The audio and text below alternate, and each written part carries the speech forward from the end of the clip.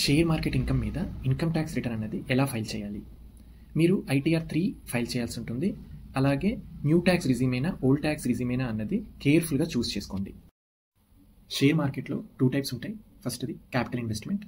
మీ investment less than 12 months అయితే short term, more than 12 months అయితే long term. సెకండ్ది trading investment. మీ share market day by day మీరు trade చేస్తే అది ఇంట్రాడే, ఇది స్పెక్యులేటివ్. సెకండ్ది డెరివేటివ్స్, ఇది non speculative. Capital investment. Short term capital gain అయితే 15% ట్యాక్స్ ప్లస్ సెస్ పే చేయాలి. షార్ట్ టర్మ్ క్యాపిటల్ లాస్ అయితే నెక్స్ట్ 8 అసెస్మెంట్ ఇయర్స్ వరకు ఆ లాస్ని క్యారీ ఫార్వర్డ్ చేసుకోవచ్చు. నెక్స్ట్ది లాంగ్ టర్మ్ క్యాపిటల్ గెయిన్. అది up to 1 lakh no tax exemption ఉంటుంది. బ్యాలెన్స్ గెయిన్ మీద 10% ట్యాక్స్ ప్లస్ సెస్ పే చేయాల్సి ఉంటుంది. అంటే for example 5 lakhs long term capital gain అయితే అందులో up to 1 lakh no tax, balance 4 lakhs మీద 10% ట్యాక్స్ ప్లస్ సెస్ పే చేయాలి.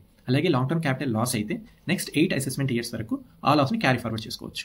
అయితే ఇక్కడ అది షార్ట్ టర్మ్ క్యాపిటల్ లాస్ కానివ్వండి, లాంగ్ టర్మ్ క్యాపిటల్ లాస్ కానివ్వండి, మీరు క్యారీ ఫార్వర్డ్ చేయాలనుకుంటే నెక్స్ట్ 8 years కనుక డెఫినెట్గా ఎవ్రీ ఇయర్ ITR అనేది ఫైల్ చేయాలి. ఈ 8 yearsలో ఎప్పుడైనా ITR బ్రేక్ అయితే ఈ 8 years క్యారీ ఫార్వర్డ్ అనే ఆప్షన్ని మీరు లాస్ అవుతారు. Trading investment. ఇంట్రాడే, ఇది స్పెక్యులేటివ్. స్పెక్యులేటివ్ ఇన్కమ్ అయితే నార్మల్ స్లాబ్ రేట్తోనే ట్యాక్స్ పే చేయాలి.